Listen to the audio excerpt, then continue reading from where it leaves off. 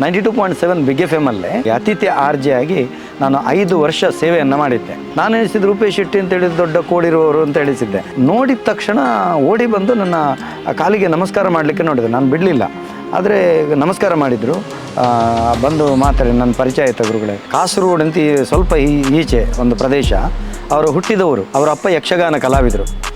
ಅಲ್ಲಿ ಒಂದು ಕಾರ್ಯಕ್ರಮದಲ್ಲಿ ನನ್ನ ಧಾರ್ಮಿಕ ಉಪನ್ಯಾಸ ಇತ್ತು. ಅವರ ಮನೆಯವರು ಬಂದು ನನ್ನ ಹತ್ರ ಮಾತಾಡಿದರು. ನನ್ನ ನಂತರದ ಕಾರ್ಯಕ್ರಮದಲ್ಲಿ ಅದರ ಬಗ್ಗೆ ಮಾತಾಡಬೇಕಂತಿದ್ರೆ, ದಯಾನಂದಣ್ಣ ಇವತ್ತು ದೀಪಾವಳಿ ಬಗ್ಗೆ ಏನು ಹೇಳೋದು, ನೀವು ಬೇಗ ಬೇಗ ಹೇಳಬೇಕು, ನೀವು ಉದ್ದ ಹೇಳಿದರೆ ನಮಗೆ ಆಗೋದಿಲ್ಲ ಅಂತ ಹೇಳೋದು. ಅಂತ ಹೇಳಿದರೆ ಅದರಲ್ಲಿ ಇಷ್ಟು ನಿಮಿಷದಲ್ಲಿ ಆಯಿತು, ಅದನ್ನೆಲ್ಲ ವಿಂಗಡಣೆ ಮಾಡಿ ನಾನು ಕೊಡ್ತಾ ಇದ್ದೆ. ಒಂದು ಚಲನಚಿತ್ರ ರಂಗದಲ್ಲಿ ಒಬ್ಬ ಕೂಲಿಯವನಾಗಿ ಕೂಡ ದುಡಿದು ಗೊತ್ತಿದೆ, ಹೀರೋ ಆಗಿ ಕೂಡ ನಟಿಸಿ ಗೊತ್ತಿದೆ. ಇಷ್ಟು ಹೇಳಿದರೆ ಸಾಕು ಅವರ ಬಗ್ಗೆ ವ್ಯಾಖ್ಯಾನ. ಸರ್ ನಮಸ್ತೆ. ನಮಸ್ಕಾರ. ನಾವಿವತ್ತು ಮುಖ್ಯವಾಗಿ ರೂಪೇಶ್ ಶೆಟ್ಟಿ ಅವರು ಬಿಗ್ ಬಾಸಿಗೆ ಹೋಗಿರುವಂಥ ತಮಗೂ ಕೂಡ ಗೊತ್ತಿರ್ಬೋದು. ಅವರು ತಮ್ಮ ಆತ್ಮೀಯರು ಕೂಡ ಹೌದು, ತಮ್ಮ ಸಹಪಾಠಿ ಕೂಡ ಹೌದು. ತಾವು ಒಂದೇ ಆಫೀಸ್ನಲ್ಲಿ ರೇಡಿಯೋ ಸ್ಟೇಷನ್ನಲ್ಲಿ ಕೂಡ ಕೆಲಸ ಮಾಡ್ತಾ ಇದ್ದೀರಿ. ಸೊ ಇವತ್ತು ರೂಪೇಶ್ ಬಗ್ಗೆ ಸರ್, ತಮ್ಮ ಮತ್ತು ಅವರ ಒಡನಾಟದ ಬಗ್ಗೆ ಮೊದಲು ನೀವು ಎಲ್ಲಿ ಸಿಕ್ಕಿದ್ದು ನೆನಪಿದೆಯಾ? ಖಂಡಿತ ನೆನಪಿದೆ. ನಾನು ಕಾಸರಗೋಡು ಅಂತ ಸ್ವಲ್ಪ ಈಚೆ ಒಂದು ಪ್ರದೇಶ, ಅವರು ಹುಟ್ಟಿದವರು. ನನಗೆ ಗೊತ್ತಿಲ್ಲ ಅದು ಅವರು ಹುಟ್ಟಿದ ಊರು ಅಂತೇಳಿ.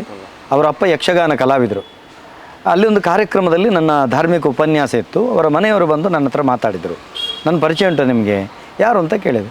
ನಾನು ರೂಪೇಶ್ ಶೆಟ್ಟಿಯವರ ಅಪ್ಪ ಅಂತ ಹೇಳಿದರೆ, ಮಗನ ಹೆಸರಿನಲ್ಲಿ ತಂದೆ ಅವರನ್ನು ಪರಿಚಯ ಮಾಡಿಕೊಂಡ್ರು. ಬಹಳ ಖುಷಿಯಾಯಿತು. ರೂಪೇಶ್ ಶೆಟ್ಟಿ ಅವರ ಬಗ್ಗೆ ನಾನು ಕೇಳಿದ್ದೇನೆ ಅಂತ ಹೇಳಿದೆ. ಆದರೆ ಹೇಗೆ ಕೇಳಿದ್ದು, ನಾನು ಅವರು ಒಟ್ಟಿಗೆ ದುಡಿತಾ ಇದ್ವಿ. ಎಲ್ಲಿ 92.7 ಬಿಗ್ ಎಫ್ ಎಮ್ಮಲ್ಲೇ ನಾನು ಗೆಸ್ಟ್ ಆರ್ ಜೆ ಆಗಿ, ಅತಿಥಿ ಆರ್ ಜೆ ಆಗಿ ನಾನು 5 ವರ್ಷ ಸೇವೆಯನ್ನು ಮಾಡಿದ್ದೆ. ಆವಾಗ ಪ್ರಥಮ ಕಾರ್ಯಕ್ರಮ ನಂದು, ನಂತರದ ಕಾರ್ಯಕ್ರಮ ಬಿಗ್ ಕಾಫಿ ಅವರಿದ್ದು. ನಂದು ಬೊಳ್ಳಿ ಬಳ್ಪು ಅಂತ ಕಾರ್ಯಕ್ರಮ. ನನ್ನ ಕಾರ್ಯಕ್ರಮಕ್ಕೆ ನನ್ನನ್ನು ಅವರು ಕಾರ್ಯಕ್ರಮ ಎಲ್ಲ ಆದಮೇಲೆ ನಾನು ಹೊರಗೆ ಬರ್ತೇನೆ, ಎಲ್ಲ ಇವರು ನನ್ನಲ್ಲಿ ಬಂದು ಮಾತಾಡಿದರು. ನೇರ ಬಂದು ಎಷ್ಟು ಒಂದು ವಿನಯ ಅವರದ್ದು ಅಂತ ಹೇಳಿದರೆ, ನಾನು ಎಣಿಸಿದ್ದು ರೂಪೇಶ್ ಶೆಟ್ಟಿ ಅಂತ ಹೇಳಿದ ದೊಡ್ಡ ಕೋಡಿರುವವರು ಅಂತ ಎಣಿಸಿದ್ದೆ. ರೂಪೇಶ್ ಶೆಟ್ಟಿ ಅಂತ ಹೇಳುವಾಗ ನೋಡಿದ ತಕ್ಷಣ ಓಡಿ ಬಂದು ನನ್ನ ಕಾಲಿಗೆ ನಮಸ್ಕಾರ ಮಾಡಲಿಕ್ಕೆ ನೋಡಿದೆ. ನಾನು ಬಿಡಲಿಲ್ಲ, ಆದರೆ ನಮಸ್ಕಾರ ಮಾಡಿದರು. ಬಂದು ಮಾತಾಡಿ ನನ್ನ ಪರಿಚಯ ಆಯಿತು ಗುರುಗಳೇ, ಯಾರು ಅಂತ ಕೇಳಿದೆ. ನಾನು ರೂಪೇಶ್ ಶೆಟ್ಟಿ. ನಿಮ್ಮ ಪರಿಚಯ ಆಗದೇನು, ನೀವು ಚಲನಚಿತ್ರರಂಗದಲ್ಲಿ ಅದಕ್ಕಿಂತಲೂ ಮುಖ್ಯವಾಗಿ ನೀವು ನಿರೂಪಕರಾಗಿ ಒಳ್ಳೆಯ ಹೆಸರು ಮಾಡಿದ್ದೀರಿ, ನಮಗೂ ನಿಮ್ಗೆ ಒಳ್ಳೆಯ ನಂಟಿದೆ. ಹೇಗೆ ನೀವು ನಮ್ಮ ಟಿ ವಿಯಿಂದ ನಿಮ್ಮದು ಉಗಮ ಆದದ್ದು, ನಂದು ಕೂಡ ನಮ್ಮ ಟಿ ವಿ ವೇದಿಕೆ ಅಂತ ಹೇಳಿದೆ. ನಾವು ನಮ್ಮ ಟಿ ವಿಯಲ್ಲಿ ಅವರು ಕೂಡ ನಿರೂಪಕರಾಗಿದ್ದರು, ನಾನು ಕೂಡ ನಮ್ಮ ಟಿ ವಿಯ ನಿರೂಪಕನಾಗಿದೆ. ನಮ್ಮ ಟಿ ವಿ ಒಂದು ಲೋಕಲ್ ಚಾನಲ್, ಬಹಳ ಅದ್ಭುತವಾದಂಥ ಚಾನಲ್ ಅದು. ನಮಗೆಲ್ಲರಿಗೂ ಒಂದು ವಿಶೇಷವಾದಂಥ ವೇದಿಕೆ ಕೊಟ್ಟ ಚಾನಲ್, ಮತ್ತು ನಮ್ಮ ತಾಯಿ ಅಂತ ಹೇಳ್ಬೋದು. ಅದು ನಮ್ಮ ವೃತ್ತಿ ಧರ್ಮದ ತಾಯಿ. ನನ್ನ ಇಷ್ಟು ಪ್ರಚಾರ ಸಿಗಬೇಕಂತಿದ್ರೆ ಕಾರಣ ನಮ್ಮ ಟಿ ವಿ. ನನ್ನ ಪ್ರತಿಭೆಯನ್ನು ಹೊರಗಿಡಹಿದಂಥ ಒಂದು ವಿಶೇಷ ಚಾನಲ್ ಅದು. ರೂಪೇಶ್ ಶೆಟ್ಟಿ ಕೂಡ ಅದರ ನಿರೂಪಕರಾಗಿದ್ದರು. ನಾನು ದೈವಾರಾಧನೆ ಬಗ್ಗೆ, ಆವಾಗ ದೈವದ ನಡೆ ಅಂಥೇಳಿ ಕಾರ್ಯಕ್ರಮ ಮಾಡ್ತಾಯಿದ್ದೆ. ಅಲ್ಲಲ್ಲಿ ಕ್ಷೇತ್ರಗಳಿಗೆ ಹೋಗಿ ದಾಖಲೆ ಮಾಡೋಂಥ. ಅದರಿಂದ ಆವಾಗ ನಮಗೆ ತುಂಬ ಆತ್ಮೀಯತೆ ಬೆಳೆಯಿತು. ಅವರಿಗೇನಾದರೂ ಕಾರ್ಯಕ್ರಮ ಇದ್ದರೆ ನನ್ನನ್ನು ಫೋನ್ ಮಾಡಿ ಕೇಳೋರು. ನನ್ನ ನಂತರದ ಕಾರ್ಯಕ್ರಮದಲ್ಲಿ ಅದರ ಬಗ್ಗೆ ಮಾತಾಡಬೇಕಂತಿದ್ರೆ, ದಯಾನಂದಣ್ಣ ಇವತ್ತು ದೀಪಾವಳಿ ಬಗ್ಗೆ ಏನು ಹೇಳೋದು, ಎಂತ ಹೇಳೋದು, ತುಳುನಾಡಿನ ದೀಪಾವಳಿ ಯಾವ ರೀತಿ, ನೀವು ಬೇಗ ಬೇಗ ಹೇಳಬೇಕು, ನೀವು ಉದ್ದ ಹೇಳಿದರೆ ನಮಗೆ ಆಗೋದಿಲ್ಲ ಅಂತ ಹೇಳೋದು. ಅಂತ ಹೇಳಿದರೆ ಅದರಲ್ಲಿ ಇಷ್ಟು ನಿಮಿಷದಲ್ಲಿ ಆಯಿತು, ಅದನ್ನೆಲ್ಲ ವಿಂಗಡಣೆ ಮಾಡಿ ನಾನು ಕೊಡ್ತಾ ಇದ್ದೆ. ಅವರು ಅದರಲ್ಲಿ ಪ್ರಸಾರ ಮಾಡ್ತಿದ್ದರು. ಅದರಲ್ಲಿ ಹೇಳುವಾಗಲೂ ಬಹಳ ಗೌರವದಿಂದ, ಬಹಳ ಹೆಮ್ಮೆಯಿಂದ ಹೇಳ್ತಾಯಿದ್ರು. ಮತ್ತು ಅವರ ತುಂಬ ಚಲನಚಿತ್ರದಲ್ಲಿ ನಟನೆಯನ್ನು ಮಾಡಿದರು. ಮೊದಲು ಅವರು ಅದರಲ್ಲಿ ಯಶಸ್ಸನ್ನು ಕಾಣಲಿಲ್ಲ. ಆವಾಗ ನನಗೂ ಬಹಳ ನೋವಾಗ್ತಾಯಿತ್ತು. ಇಷ್ಟು ಮುಗ್ಧ ಹುಡುಗ, ಯಾರಿಗೂ ಒಂದು ಅನ್ಯಾಯ ಬಯಸುವವರಲ್ಲ, ಒಂದು ಯಾವುದೇ ಕಾರ್ಯಕ್ರಮವನ್ನು ನಿರೂಪಣೆ ಮಾಡೋದಂತಿದ್ರೂ ಕೂಡ ಸಂಭಾವನೆ ಹಿಂದೆ ಹೋದವರಲ್ಲ, ಅವರ ಪ್ರೀತಿ, ಅವರ ಗೌರವ ಅದರ ಹಿಂದೆ ಹೋದವರು. ಮತ್ತು ಯಾರು ಎಷ್ಟು ಹೇಳಿದರೂ ಕೂಡ ಎಲ್ಲರನ್ನ ಪ್ರೀತಿ ಮಾಡ್ಕೊಂಡು ಹೋಗೋರು. ಅಂಥ ಒಳ್ಳೆಯ ಹುಡುಗನಿಗೆ ಯಶಸ್ಸಾಗಲಿಲ್ಲ ಅಂತೇಳಿ ಒಂದು ಐಸ್ ಕ್ರೀಮ್ ಚಲನಚಿತ್ರ ನೋಡಿದೆ. ಆವಾಗ ನಾನು ಬಂದು ನನ್ನ ಧರ್ಮದ ಅಣ್ಣಪ್ಪನಲ್ಲಿ ಪ್ರಾರ್ಥನೆ ಮಾಡಿದೆ, ರೂಪೇಶ್ ಶೆಟ್ಟಿಯವರ ಮುಂದಿನ ಬದುಕು ಅದು ಅದ್ಭುತ ಆಗಬೇಕು, ಅವರಿಗೆ ಭಗವಂತ ಕೈ ಹಿಡಿಬೇಕು ಅಂತ ನನ್ನ ಆರಾಧ್ಯ ಶಕ್ತಿ ಪಂಜುರ್ಲಿಯಲ್ಲಿ ಪ್ರಾರ್ಥನೆ ಮಾಡಿದೆ. ಅದ ನಂತರದವರ ಚಲನಚಿತ್ರ ಗೊತ್ತಲ್ಲ, ಭಾಳ ಅದ್ಭುತವಾದಂಥ ಯಶಸ್ಸಾಯಿತು. ನಮ್ಮ ಪ್ರಥಮ ಭೇಟಿ ನಮ್ಮ ಟಿ ವಿಯಲ್ಲಿ ಒಮ್ಮೆ ಆಗಿತ್ತು, ಆದರೆ ಅಷ್ಟು ಪರಿಚಯ ಆಗಲಿಲ್ಲ. ಆದರೆ 92.7 ಬಿಗ್ ಎಫ್ ಎಮ್ಮಲ್ಲಿ ಅವರದ್ದು ಪೂರ್ತಿ ನಮ್ಮ ಹತ್ತಿರ ಪರಿಚಯ ಆಯಿತು. ಸೊ 5 ವರ್ಷದ ಒಟ್ಟಿಗೆನ ಒಂದು ಜರ್ನಿ ಅಂತ ಹೇಳಿದ್ರಿ ಕೆಲಸದ್ದು. ಆ ಒಂದು ಸಮಯದ ನೆನಪುಗಳನ್ನು ಒಂದ್ಸಲ ಮೆಲುಕು ಹಾಕೋದಾದರೆ ಸರ್, ಈಗ ಆ ಒಂದು ರೇಡಿಯೋ ಸ್ಟೇಷನ್, ಈಗ ಸ್ಟೇಷನ್ ಇಲ್ಲ, ಬಹುಶಃ ಆನ್ ಏರ್ ಹೋಗ್ತಾ ಇದ್ರು ಕೂಡ ಸ್ಟೇಷನ್ ಇಲ್ಲ. ಆದರೆ ನೀವು ಹಿಂದಿನ ಗೆಳೆಯರು ಒಟ್ಟಿಗೆ 5 ವರ್ಷ ಕೆಲಸ ಮಾಡಿದ್ದೀರಿ, ಆ ನೆನಪುಗಳನ್ನು ನೆನಪಿಸಿಕೊಳ್ಳೋದಾದರೆ? ಅದನ್ನು ಈಗ ನನಗೆ ರೋಮಾಂಚನ ಆಗುತ್ತೆ. ಯಾಕಂತೇಳಿದರೆ ನಾನೊಂದು ಕಾರ್ ಅಂತ ತಗೊಂಡಿದ್ದೇನೆ ಅಂತೇಳಿದರೆ ಅದು 92.7 ಬಿಗ್ ಎಫ್ ಎಮ್ಮಲ್ಲಿ ನಾನು ದುಡಿತದಿಂದ. ಆವಾಗ ನನಗೆ ಸ್ವಲ್ಪ ನಾನು ಧಾರ್ಮಿಕ ಶ್ರದ್ಧೆಯಿಂದ ಬಂದವನಾದ್ದರಿಂದ ಸ್ವಲ್ಪ ಮುಜುಗರ ಪಡ್ತಾ ಇದ್ದೆ. ಒಂದು ಸಾರಿ ರೂಪೇಶ್ ಶೆಟ್ಟಿಯವರು ಮತ್ತು ನಮ್ಮ ಶಿಲ್ಪ RJ ವರ್ಷ ಮತ್ತು ನಮ್ಮ RJ ಎರೋಲ್ ಮತ್ತು ನಮ್ಮ ಜಾಯಲ್ ಇವರೆಲ್ಲ ಒಟ್ಟಾಗಿ ನನ್ನ ಹುಟ್ಟಿದಬ್ಬ ಆ ದಿವಸ ಕೇಕ್ ಕಟ್ ಮಾಡಬೇಕು ಅಂತ ಹೇಳಿದರು. ಅವ್ರಿಗೆ ಗೊತ್ತಿಲ್ಲ ನಾನು ಕೇಕ್ ಕಟ್ ಮಾಡೋದು ಮತ್ತು ದೀಪ ಆರಿಸೋದು ಇದನ್ನೆಲ್ಲ ನಾನು ಒಪ್ಪೋದಿಲ್ಲ. ಅವರು ಹೇಳಿದರು, ನಿಮಗೆ ನಾವೆಲ್ಲ ನಾನು ಒಂದು ರಿಕ್ವೆಸ್ಟ್ ಮಾಡ್ತೇನೆ, ನಾನು ನಿಮ್ಮಲ್ಲಿ ವಿನಂತಿ ಮಾಡ್ತೇನೆ, ಯಾವುದೇ ಕಾರಣಕ್ಕೂ ಆ ಕೇಕ್ ಕಟ್ ಮಾಡುವಂಥದ್ದು, ದೀಪ ಆರಿಸುವಂಥ ಕೆಲಸ ಮಾಡಬೇಕು. ಆವಾಗ ಇವರು ರೂಪೇಶ್ ಅಣ್ಣ ನನ್ನ ಹತ್ರ ಹೇಳಿದ್ದಾರೆ, ಇಲ್ಲ ಸರ್, ನೀವು ಅಂತ ಹೇಳಿದ್ರೆ ನಮಗೆ ಭಾಳ ಪ್ರೀತಿ, ಒಂದು ಮಾಡೋಣ, ನೀವು ಮಾಡೋದಂತಿದ್ರೆ ಒಟ್ಟಿಗೆ ಕಾಫಿ ತಿಂಡಿ ಕುಡಿಯೋಣ ನಾವು, ಅದು ಬಿಟ್ಟು ಬೇಡ, ಇದೆಲ್ಲ ಬೇಡ ಅಂತ ಹೇಳಿದೆ. ಅದಕ್ಕೆ ಒಪ್ಕೊಂಡ್ರು. ಮತ್ತು ಆ ಒಂದು FM ಸ್ಟೇಷನ್ನು ನಮ್ಮೊಂದು ಏನು ಹೇಳ್ತಾರೆ ಬಂಧುಗಳ ಮನೆಯಾಗಿತ್ತು ನಮಗೆ. ನಮ್ಮ ಎಲ್ಲ ನೋವುಗಳನ್ನು, ನಮ್ಮ ಎಲ್ಲ ನಲಿವುಗಳನ್ನು ನಾವು ಹಂಚಿಕೊಳ್ತಾ ಇದ್ವಿ. ಅವರ ಹುಟ್ಟುಹಬ್ಬವನ್ನು ನಾವೆಲ್ಲ ಸಂಭ್ರಮಿಸ್ತಾ ಇದ್ವಿ. ನನ್ನ ಕಾರ್ಯಕ್ರಮ ಆಗೋದ್ರೊಳಗೆ ಅವರು ಬರೋರು, ನನ್ನ ನಂತರ ಅವರು ಆರಂಭಿಸಬೇಕು, ಅಕ್ಕನಕ್ಲೆ, ಅಣ್ಣನಕ್ಲೆ, ಮೆಗ್ಗಿನಕ್ಲೆ ಅಂತ ಹೇಳಲಿಕ್ಕೆ ಅವ್ರು ಬರೋರು ಕೂಡ ನನ್ನ ಹತ್ರ ಪುನಃ ಕೇಳೋರು, ಹೇಗಾಗ್ತದೆ ಸರ್ ನಂದು ಕಾರ್ಯಕ್ರಮ? ನಾನು ಹೇಳಿದೆ, ಅದ್ಭುತ ಆಗುತ್ತೆ, ನೀವು ಈಗಿನ ಜನ್ರೇಷನ್ಗೆ ಬೇಕಾಗುವಂಥದ್ದನ್ನು ನಾವು ಹೇಳ್ತಾ ಇದ್ದೀನಿ. ನಾನು ಕೇಳೋನು, ನನ್ನ ಕಾರ್ಯಕ್ರಮ ಹೇಗೆ ಅನಿಸ್ತದೆ ನಿಮಗೆ, ನಾನೀಗ ಆ ಶ್ಲೋಕಗಳ ತಾತ್ಪರ್ಯಗಳನ್ನೆಲ್ಲ ಇಲ್ಲ ಸರ್, ಬೆಳಗಿನ ಜಾವ ಅದನ್ನು ಎಲ್ಲರೂ ಆ ಕಾರ್ಯಕ್ರಮಗಳನ್ನು ಕೇಳೋರು ಅಂತ ಅವರು ಹೇಳ್ತಾಯಿದ್ರು. ನಾನು FM ಬಂದಾಗ ನಾನೊಂದು ಬರುವುದೇ ಇಲ್ಲ ಅಂತ ಹೇಳಿದೆ. RJ ವರ್ಷ ಬಂದು ನನ್ನ ಹತ್ರ ಕೇಳುವಾಗ ನಾನು ಬರೋದಿಲ್ಲ, ಯಾಕೆ, ಅದರಲ್ಲಿ ಸಖತ್ತು ಹಾಟ್ ಮಗ, ಲೈವ್ ಸೂಪರ್, ಇದೆಲ್ಲ ನನಗೆ ಹೇಳೋಕ್ಕಾಗಲ್ಲ ಅಂತ ಹೇಳಿದೆ. ಇಲ್ಲ, ಅದನ್ನು ಹೇಳೋದು ಬೇಡ, ನಾವು ವೀರೇಂದ್ರ ಹೆಗಡೆಯವರ ಕಾರ್ಯಕ್ರಮಗಳನ್ನು ಅದು ದಾಖಲೆ ಮಾಡ್ತಾಯಿದ್ದೇವೆ, ರೆಕಾರ್ಡ್ ಮಾಡಿ ಅದನ್ನು ಪ್ಲೇ ಮಾಡ್ತಾಯಿದ್ದೇವೆ. ನಾವು ಯೂಟ್ಯೂಬಲ್ಲಿ ಅಲ್ಲ, ನಾವು ಗೂಗಲಲ್ಲಿ ಸರ್ಚ್ ಮಾಡಿದಾಗ ನಿಮ್ಮ ಹೆಸರು ಬರ್ತಾಯಿದೆ ತುಳುವಿನ ಬಗ್ಗೆ ಅಂತೇಳಿ ಅದಕ್ಕೆ ನಾನು ಒಪ್ಕೊಂಡೆ. ಕಡೆಗೆ ಕೆಲವೊಂದು ಕಂಡೀಷನ್ ಮೇಲೆ ಒಪ್ಕೊಂಡೆ. ಆಮೇಲೆ ನನಗೆ ಅನಿಸ್ತು, ನಾನು ಇದನ್ನು ಬಿಡ್ತಾ ಇದ್ದರೆ ನನಗೆ ತುಂಬ ನಷ್ಟ ಆಗ್ತಾಯಿದ್ದು. ಕೋಟಿಗಟ್ಟಲೆ ಅಭಿಮಾನಿಗಳು ನನಗೆ FM ಸ್ಟೇಷನಿಂದ ನನಗೆ ಸಂಪರ್ಕ ಆಯಿತು. ಅದಕ್ಕಿಂತಲೂ ಹೆಚ್ಚಾಗಿ ಒಂದು ರೂಪೇಶ್ ಶೆಟ್ಟಿ ಅವರಂತಹ, RJ ಎರೋಲ್ನಂತಹ, ಅದಕ್ಕಿಂತಲೂ ನನ್ನ ಸೊಸೆ ಅಂತ ಹೇಳ್ಬೋದು, ನನ್ನ ಮಗಳು ಅಂತ ಹೇಳ್ಬೋದು, ಅಷ್ಟು ಪ್ರೀತಿ ನಮ್ಮ RJ ವರ್ಷ, ಇವರದ್ದೆಲ್ಲ ನನಗೆ ಪರಿಚಯ ಆಯಿತು, ಬಾಂಧವ್ಯ ಬೆಳೆಯಿತು ಅಂತ ಹೇಳ್ಬೋದು. ಸರ್, ಸಾಕಷ್ಟು ಬ್ಯುಸಿ ಇದ್ದೀರಿ, ಆದರೂ ಕೂಡ ಕೇಳೋದು, ಏನಾದರೂ ಬಿಗ್ ಬಾಸ್ ಅನ್ನೋ ಕಾರ್ಯಕ್ರಮನ ನೋಡ್ತಾ ಇದ್ದೀರಾ? ರೂಪೇಶ ಆಟದ ಬಗ್ಗೆ ಏನಾದರೂ ಗೊತ್ತಿದೆಯಾ ತಮಗೆ? ನನಗೆ ನೋಡೋಕ್ಕೆ ಸಮಯ ಇಲ್ಲ, ಆದರೆ ನನಗೆ 2 ವಿಚಾರಗಳಿತ್ತು.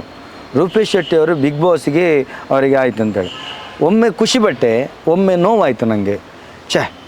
ಇವರಿಗೆ ಬೇಡ ಇತ್ತು ಅಂತ ಆಯಿತು ನನಗೆ. ಒಂದು ಸಾರಿ ನಾನು ಸ್ವಲ್ಪ ಸತ್ಯ ಹೇಳೋದು, ರೂಪೇಶ್ ಶೆಟ್ಟಿಗೆ ಬೇಡ ಇತ್ತು, ಅವರೊಬ್ಬ ಮುಗ್ಧ ಹುಡುಗ, ಅಲ್ಲಿ ಎಲ್ಲ ಡ್ರಾಮಾಗಳನ್ನೆಲ್ಲ ಮಾಡೋದು ಇವರಿಗೆಲ್ಲ ಆಗಲಿಕ್ಕಿಲ್ಲ. ಅವರು ಏನು ಅಂತ ಹೇಳಿದರೆ ಇಲ್ಲಿ ಏನು ಮುಗ್ಧತೆಯಿಂದ ಎಲ್ಲರೊಂದಿಗೆ ಬಹಳ ಪ್ರೀತಿಯಿಂದ ಬೆರೆತುಕೊಂಡು ಹೋಗ ಅವ್ರು ಯಾವ ರೀತಿ ಇನ್ನೊಮ್ಮೆ ಆಯಿತು. ಒಳ್ಳೆ ವೇದಿಕೆ ಅದು ಬಿಗ್ ಬಾಸ್ ಅಂತ ಹೇಳಿದರೆ, ಅದರ ಒಳಗೆ ಹೋಗಿ ಹೊರಗೆ ಬಂದರೆ ಅವರ ಒಂದು ರೂಟ್ ಇವೆ, ಅವರ ದಾರಿ ಬೇರೆ ಅಲ್ವಾ, ಒಂದು ಚಲನಚಿತ್ರ ಏನು ಆ್ಯಕ್ಟರ್ ರೂಟ್, ಅವರಿಗೆಲ್ಲ ಈಗಿನ ಜನ್ರೇಷನ್ ಅದು ಬೇಕು ಅಂತಾಯಿತು. ಮತ್ತು ನನ್ನಿಂದ ಎಷ್ಟು ಸಾಧ್ಯತೆ ಉಂಟು ನಾನು ನಮ್ಮವರಿಗೆಲ್ಲ ಹೇಳಿದ್ದೇನೆ, ಅವರು ಬಿಗ್ ಬಾಸಿಗೆ ಪ್ರವೇಶ ಮಾಡಿದ್ದಾರೆ, ನಾವೆಲ್ಲರೂ ಅವರಿಗೆ ಸಪೋರ್ಟ್ ಮಾಡಬೇಕು. ನಾನು ಸಾಮಾಜಿಕ ಜಾಲತಾಣದಲ್ಲಿ ಸ್ವಲ್ಪ ಹಿಂದೆ, ನಾನು ಏನಾದರೂ ಜಾಲತಾಣ ಇದು ಮಾಡಬೇಕಂದ್ರೆ ನಿಮ್ಮ ಹತ್ರನೇ ಹೇಳಬೇಕು, ಶಿವರಾಜ್ ಅವ್ರ ಹತ್ರ ಹೇಳಬೇಕು, ಬೇರೆ ನನಗೆ ಅದರ ಬಗ್ಗೆ ಗೊತ್ತಿಲ್ಲ. ಇನ್ನು ಯಾರಾದರೂ ಮಾಡಿದರೆ ಅದಕ್ಕೆ ನಾನು ಸಪೋರ್ಟ್ ಮಾಡ್ತಾ ಇರ್ತೇನೆ. ಆದರೆ ರೂಪೇಶ್ ಶೆಟ್ಟಿ ಅವರು ಬಿಗ್ ಬಾಸಿಗೆ ಹೋಗಿದ್ದಾರೆ, ನಾವು ಯಾವತ್ತೂ ಪ್ರಾರ್ಥಿಸ್ತೇವೆ, ರೂಪೇಶ್ ಶೆಟ್ಟಿ ಅವರು ಯಾವ ರೀತಿ ಅವರ ಚಲನಚಿತ್ರರಂಗದಲ್ಲಿ ಅದ್ಭುತ ಯಶಸ್ಸನ್ನು ಸಾಧಿಸಿದರೋ, ಗಿರ್ಗಿಟ್ ಅಲ್ವಾ, ಅದ್ಭುತ ಯಶಸ್ಸನ್ನು ಸಾಧಿಸಿದರು, ಅವರ ಆ ಮುಗ್ಧತೆಗೆ, ಅವರ ದೈವ ಭಕ್ತಿಗೆ, ಅವರ ನೆಲತನಕ ಬಾಗುವಂಥ ಒಂದು ವಿನಯಶೀಲ ಗುಣಕ್ಕೆ ಅವರಿಗೆ ನಮ್ಮ ತುಳುನಾಡಿನ ಪಂಜುರ್ಲಿ ದೈವ, ನಮ್ಮ ಧರ್ಮ ದೈವಗಳು ಅವರನ್ನು ಪರಿಪೂರ್ಣ ಆಶೀರ್ವದಿಸಬೇಕು. ಅದರಲ್ಲಿ ಗೆದ್ದು ಬರಬೇಕು.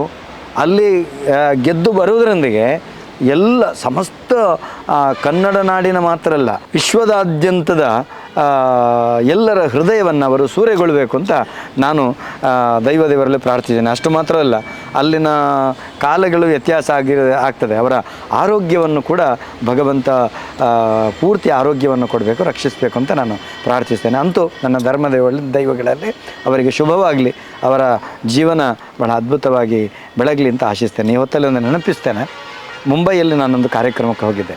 ಹೋದಾಗ ಅವರ ಅಕ್ಕ ಮುಂಬೈಯಲ್ಲಿರುವಂಥದ್ದು, ಎಲ್ಲ ಕಾರ್ಯಕ್ರಮ ಬಹಳ ಆಯಿತು. ಎಲ್ಲರೂ ನನ್ನನ್ನು ನಿರೂಪಣೆಗಾಗಿ ಕೊಂಡಾಡ್ತಿದ್ದಾರೆ. ಅಷ್ಟೊತ್ತಿಗೆ ಒಬ್ಬರು ಬಂದರು, ಬಂದು ಹೇಳಿದರು, ನಮಸ್ಕಾರ ಮಾಡಿದರು. ನಾನು ಯಾರು ಗೊತ್ತಾಯ್ತು ಸರ್ ಅಂತ ಕೇಳಿದರು. ಗೊತ್ತಾಗಿಲ್ಲಮ್ಮ, ನಾನು ರೂಪೇಶ್ ಶೆಟ್ಟಿಯವರ ಅಕ್ಕ ಅಂತ ಹೇಳಿದರು. ಬಹಳ ಖುಷಿ ಆಯಿತು ಅಂತ ಹೇಳಿದೆ. ನಾನು ಹೇಳೋದು, ಒಳ್ಳೆ ಮರದಲ್ಲಿ ಒಳ್ಳೆ ಫಲವೇ ಹುಟ್ಟುತ್ತೆ. ಅವರ ತಂದೆ ಕೂಡ ವಿಶಾಲ ಹೃದಯ ಉಳ್ಳವರು, ಒಳ್ಳೆ ಗುಣನಡತೆ ಉಳ್ಳವರು. ರೂಪೇಶ್ ಶೆಟ್ಟಿ ಕೂಡ ಒಳ್ಳೆ ಗುಣನಡತೆ ಉಳ್ಳವರು. ಅವರ ಇಡೀ ಕುಟುಂಬ, ಅವರ ಅಕ್ಕ ತಂಗಿ ಎಲ್ಲರೂ ಕೂಡ ಒಳ್ಳೆ ಗುಣನಡತೆ ಉಳ್ಳವರು. ಆದಷ್ಟು ಬೇಗ ರೂಪೇಶ್ನ ಬದುಕು ಇನ್ನಷ್ಟು ಉಜ್ವಲ ಆಗಲಿ ಅಂತ ನಾನು ಹಾರೈಕೆ ಮಾಡ್ತೇನೆ. ಸರ್, ಸಾಕಷ್ಟು ಅವರು ನಡೆದು ಬಂದಂತಹ ದಾರಿಗಳನ್ನು ತಾವು ನೋಡಿದವರು. ನೀವೇ ಆಗ ಹೇಳಿದ್ರಿ, ಅಂದರೆ ಮೊದಲಿಗೆ ಯಶಸ್ಸು ಸಿಗದಿದ್ದರೂ ಕೂಡ ಕೊನೆಯದಾಗಿ ಇವತ್ತಿಗೆ ಸರ್, ಇವತ್ತಿನ ಸತ್ಯ ಹೇಳ್ತಾನೆ, ಗಿರ್ಗಿಟ್ ಎನ್ನುವ ಒಂದು 100 days ಕಾರ್ಯಕ್ರಮದಲ್ಲಿ ತಾವು ಮಾತಾಡಿದಂಥ ವಿಡಿಯೋ ಈಗ ಮಂಗಳೂರಿನಲ್ಲಿ ಟ್ರೆಂಡಿಂಗ್ ಆಗ್ತಾ ಇದೆ. ಅದು ನೀವು ಹೇಳಿದ್ದೀರಿ, ಏನಂತ ಹೇಳಿದರೆ ತುಳು ಪಿಕ್ಚರ್ ಏರು ತೂಪಿರೋದು ಎಲ್ಲಿಗೆ ತನಕ ಮುಟ್ಟಬಹುದು ಅಂತ ಒಂದು ಮಾತುಕತೆ ಇತ್ತು. ಅಂಥ ಜಾಗಕ್ಕೆ ಕೂಡ ಮುಟ್ಟಿದಂಥ ತುಳು ಸಿನಿಮಾ ಅಂತ ಹೇಳಿದರೆ ಅದು ಗಿರ್ಗಿಟ್. ಸೊ ಆ ಒಂದು ಜರ್ನಿಯನ್ನು ನೆನಪಿಸಿಕೊಳ್ಬೋದಾ? ರೂಪೇಶ್ ಶೆಟ್ಟಿಯ ಮೊದಲ ಸೋಲು ಆಮೇಲೆ ಬಂದಂತಹ ಗೆಲುವು ಸರ್. ಖಂಡಿತ ನಾವು ಹೇಳಬೇಕು, ಯಾವತ್ತೂ ನೆನಪಿಟ್ಕೊಳ್ಬೇಕು, ಪ್ರಾಜ್ಞರು ಹೇಳಿರುವಂಥದ್ದು ಯಾವತ್ತೂ ಸುಳ್ಳಾಗಲ್ಲ. ಸೋಲೆ ಗೆಲುವಿನ ಸೋಪಾನ ಅಂತ ಹೇಳ್ತಾರೆ. ಸೋತು ಮತ್ತೆ ಗೆಲುವನ್ನು ಸಾಧಿಸೋದು. ಒಮ್ಮೆಲೆ ಗೆಲುವು ಬಂದರೆ ಆತನಿಗೆ ಕೋಡು ಬಂದುಬಿಡುತ್ತೆ. ರೂಪೇಶ್ ಶೆಟ್ಟಿಗೆ ಕೋಡು ಬಂದಿಲ್ಲ. ಯಾಕೆ? ಅವರು ಬಹಳ ಸೋತು ಗೆದ್ದವರು. ಮತ್ತು ಅವರಿಗೆ ಜನಸಾಮಾನ್ಯರೊಂದಿಗೆ ಬೆರೆತು ಗೊತ್ತಿದೆ, ವಿದ್ಯಾರ್ಥಿಗಳೊಂದಿಗೆ ಬೆರೆತು ಗೊತ್ತಿದೆ. ಅವರು ಕಷ್ಟಪಟ್ಟು ಎಲ್ಲಿವರೆಗೆ ಅಂತ ಹೇಳಿದರೆ, ಒಂದು ಚಲನಚಿತ್ರ ರಂಗದಲ್ಲಿ ಒಬ್ಬ ಕೂಲಿಯವನಾಗಿ ಕೂಡ ದುಡಿದು ಗೊತ್ತಿದೆ, ಹೀರೋ ಆಗಿ ಕೂಡ ನಟಿಸಿ ಗೊತ್ತಿದೆ. ಇಷ್ಟು ಹೇಳಿದರೆ ಸಾಕು ಅವರ ವ್ಯಾಖ್ಯಾನ. ಒಮ್ಮೊಮ್ಮೆ ನಾನು ಎಣಿಸೋದು, ಪಾಪ ಇಷ್ಟು ಕಷ್ಟಪಡ್ತಾರೆ, ಯಾಕೆ ದೇವರು ಇವರ ಬಗ್ಗೆ ಕಣ್ಣು ತೆರೆಯೋದಿಲ್ಲ ಅಂತ ಆಗ್ತಾಯಿತ್ತು. ಖಂಡಿತ, ಯಾಕಂತ ಹೇಳಿದರೆ ಒಮ್ಮೆಲೆ ಆಗಬಾರ್ದು. ಅದು ಹೇಳ್ತಾರಲ್ಲ ಮಾತಲ್ಲಿ, ಸಜ್ಜನ ಸಾಧು ಪೂಜೆಯ ವೇಳೆಗೆ ಮಜ್ಜಿಗೆಯೊಳಗಿನ ಬೆಣ್ಣೆಯಂತೆ ಭಾಗ್ಯದ ಲಕ್ಷ್ಮೀ ಬಾರಮ್ಮ ಅಂತ. ಒಮ್ಮೆಲೆ ಬರಬಾರ್ದು, ಅದು ಶಾಶ್ವತವಾಗಿ ನಿಲ್ಲೋದಿಲ್ಲ. ನಮ್ಮಲ್ಲೆಲ್ಲ ಹೇಳಿಕಿದೆ, ಬೊಳ್ಳದ ನೀರದ ಲೆಕ್ಕ ಅಂತೇಳಿ. ಹಾಗಾಗಬಾರ್ದು. ಒಸರು ನೀರಿನಂದದಿ ಅವರಿಗೆ ಯಶಸ್ಸು ಬರ್ತಾ ಇದೆ. ಖಂಡಿತವಾಗಿ ರೂಪೇಶ್ ಶೆಟ್ಟಿಯವರು ತಾನು ನೆಟ್ಟಂಥ ಹೆಜ್ಜೆ, ತಾನು ಇಟ್ಟಂಥ ಹೆಜ್ಜೆ ಅದು ಯಾವುದೇ ಕಾರಣಕ್ಕೂ ಅಲುಗಾಡೋದಿಲ್ಲ. ಎಲ್ಲರೂ ಹೇಳ್ತಾರೆ ಯಾವ ರೀತಿ ಅತ್ಯುನ್ನತ ಸ್ಥಿತಿ ಪತನ ಹೇತು ಅಂತೇಳಿ. ಯಾಕಂದರೆ ತುದಿ ಏರಿದವ ಜಾರಿ ಬೀಳೋದು ಸಹಜ ಅಂತ ಹೇಳ್ತಾರೆ. ಇಲ್ಲ, ಇವರು ಜಾರಿ ಬೀಳೋದಿಲ್ಲ. ಯಾಕೆ? ಒಮ್ಮೆಲೆ ಏರಿದವರಲ್ಲ ಅವರು. ಹಂತವಾಗಿ ಕಷ್ಟಪಟ್ಟು ಒಂದು ತುದಿಗೆ ಏರಿದ್ದಾರೆ. ಅವರು ಹೋದಂಥ ಎಲ್ಲ ಚಾನಲ್ಗಳಾಗಿರ್ಬೋದು, ಎಲ್ಲ ಮಾಧ್ಯಮಗಳಾಗಿರ್ಬೋದು, ಕಷ್ಟ ಏನು, ಸುಖ ಏನು, ನೋವು ಏನು, ನಲಿವು ಏನು, ಎಲ್ಲವನ್ನು ರಾತ್ರಿ ಹಗಲಿನ ಬಗ್ಗೆ ಒಳ್ಳೆ ಪಾಠ ಅವರಿಗೆ ಸಿಕ್ಕಿದೆ. ಆದ್ದರಿಂದ ಅವರು ಯಾವುದೇ ಕಾರಣಕ್ಕೂ ಜಾರದೇ ಇರುವಂತಹ, ಬೀಳದೇ ಇರುವಂತಹ ಒಬ್ಬ ಗಟ್ಟಿ ನಟನಾಗಿ, ಕೇವಲ ತುಳು ನಟ ಅಲ್ಲ, ಕನ್ನಡ ನಟ ಅಲ್ಲ, ಇನ್ನು ಹಿಂದಿ ಇನ್ನಿತರ ಭಾಷೆಗಳಲ್ಲೂ ಅವರು ಉತ್ಕೃಷ್ಟವಾದ ನಟನಾಗಿ ಮೂಡಿ ಬರ್ತಾರೆ. ತುಳುವಿನ ಒಂದು ಭವಿಷ್ಯ ಅದು ಯಾರು ಅಂತ ಕೇಳಿದರೆ, ಭವಿಷ್ಯದ ನಟರಲ್ಲಿ ಒಬ್ಬರು ನಮ್ಮ ರೂಪೇಶ್ ಶೆಟ್ಟಿ. ಸರ್, ಒಂದು ಘಟನೆ ನೀವು ನೆನಪಿಸಿಕೊಳ್ಳೋದಾದರೆ ಜೀವನ ಪರ್ಯಂತ ನಿಮ್ಮ ಹಾಗೂ ರೂಪೇಶ್ ನಡುವಿನ ಬಾಂಧವ್ಯದಲ್ಲಿ. ನಮ್ಮ ರೂಪೇಶ್ ಶೆಟ್ಟಿಯವರು ಐಸ್ ಕ್ರೀಮ್ ಚಿತ್ರ ಯಶಸ್ಸಾಗಲಿಲ್ಲ. ಆಮೇಲೆ ನಿಶ್ಶಬ್ದ 2 ಅಂತೇಳಿ ಕನ್ನಡ ಚಿತ್ರ ಆಯಿತು. ಆವಾಗ ನಮ್ಮ ತಾರಣ ಶೆಟ್ಟಿ ಬೋಳರವರು ಕೂಡ ನನ್ನ ಬಹಳ ಆತ್ಮೀಯರು. ನಾನು ಅಂಚೆ ಇಲಾಖೆ ಉದ್ಯೋಗಿ ಆಗಿದ್ದೆ. ಪೋಸ್ಟ್ ಆಫೀಸಲ್ಲಿ ಅವರ ಪ್ರದೇಶಕ್ಕೆ ನಾನು ಪೋಸ್ಟ್ಮ್ಯಾನ್ ಆಗಿದ್ದೆ. ನಾನು ಮತ್ತು ಅವರು ಮಾತಾಡ್ಕೊಂಡಿದ್ವಿ, ಇದರಲ್ಲಾದರೂ ರೂಪೇಶ್ ಒಂದು ಅದ್ಭುತವಾಗಿ ಗೆಲುವನ್ನು ಸಾಧಿಸಬೇಕು ಅಂತೇಳಿ. ಅದು ಕೂಡ ಜನರು ಅದನ್ನು ಒಳ್ಳೆಯ ಚಲನಚಿತ್ರ ಆದರೂ ಕೂಡ ಜನರು ಅದನ್ನು ಸ್ವೀಕರಿಸಲಿಲ್ಲ. ಆ ದಿವಸ ನಾನು FM ಅಲ್ಲಿ ಬಂದಾಗ ನಮ್ಮ ರೂಪೇಶ್ ಶೆಟ್ಟಿಯವರ ಮುಖ ಚಿಕ್ಕದಾಗಿತ್ತು. ನಾನು ಸೀದಾ ಬಂದೆ. ಅವರು ಯಾವತ್ತೂ ಹೇಳಿದ್ರು, ದಾಲಜ್ಜಿ ಸರ್ ಅಂತ ಈ ರೀತಿ ದಾಲಜ್ಜಿ ಸರ್ ದಾದ ಮಲ್ಪನು ಒಲ್ಲ ಯಶಸ್ಸಾಪುಜಿ ಇಜ್ಜಿ. ಆವಾಗ ನಾನು ಹೇಳಿದೆ, ನೀನು ಹೆದರಬೇಡ, ನಿನ್ನ ಕುಟುಂಬದ ಧರ್ಮ ದೈವಗಳನ್ನು ನೀನು ಸರಿಯಾಗಿ ಪ್ರಾರ್ಥಿಸು ರೂಪೇಶ್, ಮತ್ತು ತಂದೆ ತಾಯಿಯವರ ಆಶೀರ್ವಾದ ಇದೆ. ನಿನ್ನ ಕುಟುಂಬದ ಧರ್ಮ ದೈವಗಳಲ್ಲಿ ನೀನು ಮೊರೆ ಇಡು. ಆ ಧರ್ಮ ದೈವಗಳು ನಿನ್ನನ್ನು ಯಾವತ್ತೂ ಕೈ ಬಿಡಲ್ಲ. ನೀನು ಯಾವುದು ಸೋಲಿಗೆ ನೀನು ಅಂಜಬೇಡ ಅಂತೇಳಿ ನಾನು ಅವರಿಗೆ ಧೈರ್ಯವನ್ನು ಹೇಳಿದ್ದೆ. ಮತ್ತು ಅವರು ಪರಿಶ್ರಮ, ನೀವು ಒಳ್ಳೆಯ ಪರಿಶ್ರಮ ಪಡ್ತಾಯಿದ್ರಿ, ನಿಮಗೆ ಅದ್ಭುತ ಯಶಸ್ಸಾಗ್ತಿದೆ ಅಂತ ಹೇಳಿದ್ದಾನೆ. ಮತ್ತು ಅವರು ಹೇಳಿದರು, ಆವಾಗ ಅಷ್ಟು ಹೇಳುವಾಗ ಅವರ ಕಣ್ಣು ಮಂಜಾಯಿತು. ಮತ್ತು ಒಮ್ಮೆ ಪ್ರಥಮ ನಮಸ್ಕಾರ ಮಾಡಿದರೆ ಪುನೊಮ್ಮೆ ನಮಸ್ಕಾರ ಮಾಡಿದರೆ ನಿಮ್ಮೆಲ್ಲರ ಆಶೀರ್ವಾದ ಸರ್ ಅಂತ ಹೇಳಿದರು. ಯಾಕಂತೇಳಿದರೆ ನಾನು ಹೇಳೋದು ನಾನು ಏನೂ ಅಲ್ಲ, ಅವರ ಸಾಧನೆ ಎದುರು ನಾನು ಏನೂ ಅಲ್ಲ. ಅವರ ಚಲನಚಿತ್ರ ನಟರು, ಅವರ RJ, ಅವರ VJ, ಅವರು ಒಳ್ಳೆ ವಿದ್ಯಾವಂತರು. ಅವರೆದುರು ನಾನೇನು, ನಾನು ಕೇವಲ ಒಬ್ಬ ದೈವಾರಾಧಕ ಮತ್ತು ದೈವಾರಾಧನೆ ಬಗ್ಗೆ ಅಷ್ಟೇ ಜ್ಞಾನ ಇದೆ ನನಗೆ. ಆದರೆ ಅಷ್ಟು ಮೇರು ವ್ಯಕ್ತಿತ್ವದ ಒಬ್ಬ ರೂಪೇಶ್ ಶೆಟ್ಟಿ ನಮ್ಮಂಥ ಒಂದು ಸಾಮಾನ್ಯರಲ್ಲೂ ಒಂದು ಪ್ರೀತಿಯನ್ನು ತೋರಿಸುವಂಥ ಗುಣವನ್ನು ಕಂಡಾಗ ಅವರಿಗೆ ಖಂಡಿತವಾಗಿ ಅವರ ವಿನಯಶೀಲ ಗುಣ ಮತ್ತು ಅವರ ಮೃದು ಮತ್ತು ಮಧುರವಾದಂಥ ಒಂದು ಮಾತುಗಳೇ ಅವರ ಬದುಕಿಗೆ ಒಂದು ಉತ್ತಮ ಗೆಲುವನ್ನು ತಂದು ಕೊಡ್ತದೆ ಅಂತ ನಾನು ಯೋಚಿಸ್ತೇನೆ. ಅಂತೂ ಎಲ್ಲರಲ್ಲಿ ವಿನಂತಿಸೋದು, ರೂಪೇಶ್ ಶೆಟ್ಟಿ ಅವರಿಗೆ ಎಲ್ಲರೂ ಕೂಡ ಶುಭಾಶೀರ್ವಾದವನ್ನು ಮಾಡಿ, ನಮ್ಮ ಮನೆಯ ಮಗು ಅವರು, ನಮ್ಮ ಮನೆಯ ಮಗು, ಆ ಮಗು ಅದರ ಎಲ್ಲ ಬೆಳವಣಿಗೆಗೆ ನಾವೆಲ್ಲರೂ ಸಹಕಾರವನ್ನು ನೀಡುವಂಥದ್ದು ನಮ್ಮ ಕರ್ತವ್ಯ. ನಮಸ್ಕಾರ.